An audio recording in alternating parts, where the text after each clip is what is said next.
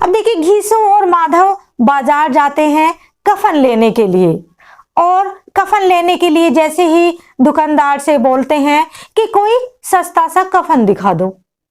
उन्होंने बहुत सारे कफन देखे, रेशमी भी देखा, सूती भी देखा, लेकिन उन्हें कोई भी जचा नहीं।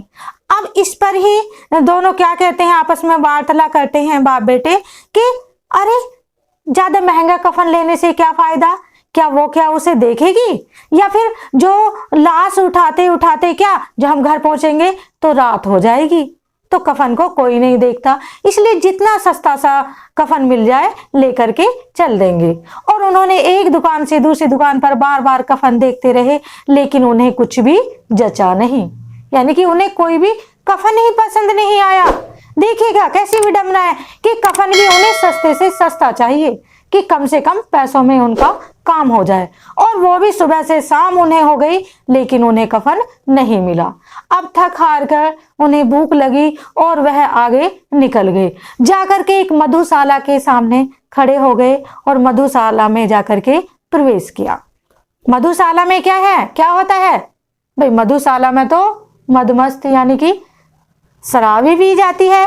तो उन्होंने भी वहां जाकर के एक दारू की बोतल ली और क्या किया कि कुछ पकौड़ियाँ, कुछ पूड़ी यानी कि कुछ खाने के लिए सामान मंगाया। अब आराम से बैठ कर के दोनों खाने लगे और आपस में बातचीत करने लगे। घीसू ने कहा, अरे बड़ी अच्छी थी बेचारी, देखो कितनी अच्छी थी कि जीते जी तो उसे चिथड़ा भी नसीब नहीं हुआ, लेकिन हमारा देखो, हमें तो क्या खाने के लिए इतना कुछ दे गई, कितनी भाग्यवान थी। अब जो माधव है उसने कहा कि जो हुआ गलत हुआ, कि उसके पैसों के हम क्या कर रहे हैं, पूड़ियां खा रहे हैं, तो अगर जो अब ये बताओ कि हमें भी तो एक दिन मरना है, अगर जब मैं मरूंगा तो वह मुझसे पूछेगी कि जो मेरे कफन के पैसे थे उसका क्या हुआ, तुमने तो मुझे कफन भी नहीं दिया। अब घीसू ने कहा, अरे कोई नहीं पूछेगा तुझे, वो क्या वेंकट में जाएगी, कोई नहीं पूछता है। माधव ने कहा, पूछेगा कैसे नहीं, यानी कि वह पूछेगी कैसे नहीं, उसकी मांग में सिंदूर तो मैंने ही भरा था, जब उसकी मांग में सिंदूर मैंने भरा था तो मुझसे ही तो पूछेगी। अरे नहीं, कुछ नहीं होगा, दूसरा कफन मिल जाएगा, दूसरा कफन मिल जाएगा, कहां से कफन मिल जाएगा, कौन देगा अब कफन, सारे पैसे तो तुमने चट कर दिए, फिर कफन कहां से आएगा। अब घीसू ने कहा, अरे आएगा आएगा, कफन जरूर आएगा, कहां से आएगा कफन। माधव कह रहा, कहां से आएगा, वही लोग देंगे जिन्होंने इस बार पैसे दिए थे। अब वो कह रहे हैं कि वही लोग देंगे आगे भी। अगर जब हम गांव जाएंगे और वो हमसे पूछेंगे कि कफन क्यों नहीं लाए, तो फिर हम क्या कहेंगे, कह देंगे कि हमारी जेब से पैसे खिसक गए। यानी कि ये देखिए कितनी बड़ी प्लानिंग कर रहे हैं, एक झूठ बोलने के लिए, क्या कफन खरीदने के लिए। और उन्होंने मदमस्त होकर के पूड़ियां खाई, दारू उड़ाई, और क्या जो बचा हुआ खाना था, वह एक भिखारी पास में बैठा हुआ था, तो माधव ने जाकर के वो बचा हुआ खाना किसको दे दिया, भिखारी को दे दिया, और कहा दोनों बाप बेटे ने कि देख, खूब आशीर्वाद देना, अच्छा सा आशीर्वाद देना, कि बड़ी गाड़ी कमाई के पैसे थे, बेचारी मर गई और हमें मरते मरते क्या माला माल कर गई। तो जो भिखारी है वह भी बहुत खुश हुआ, क्योंकि उसे इतना सारा खाना मिल गया था। लेकिन उससे भी ज्यादा कौन खुश हुए थे, पिता और पुत्र खुश हुए थे, घीसू और माधव खुश हुए थे। क्यों, क्योंकि आज तक जिंदगी में उन्होंने इतना अच्छा खाना कभी नहीं खाया था। और जब वो खाना खा रहे थे तो उन्हें, यानी कि जो घीसू है, एक बार वह दावत में गया था और उसे उस दावत की याद आ रही थी कि बस मैंने जिंदगी में एक बार ही खाना खाया था। एक सेठ की बारात गई थी और वहां पर क्या इतने अच्छे अच्छे भोजन थे, मैंने 20 पूड़ियां खाई थी।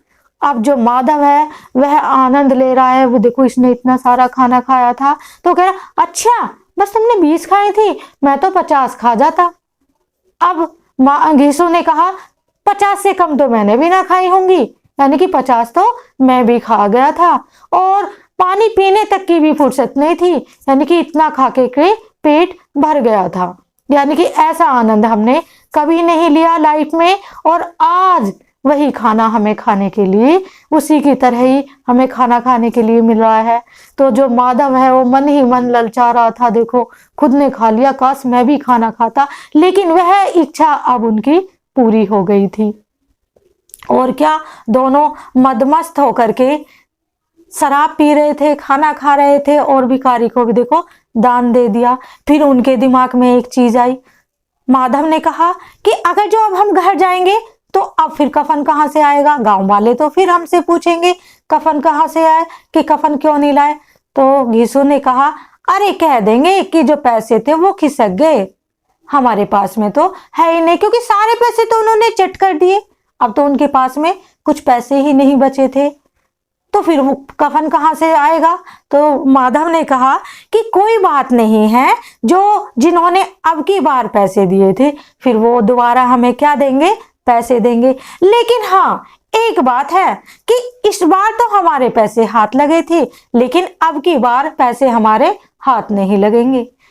क्या लेकर के देंगे, कफन का इंतजाम वही लोग करेंगे।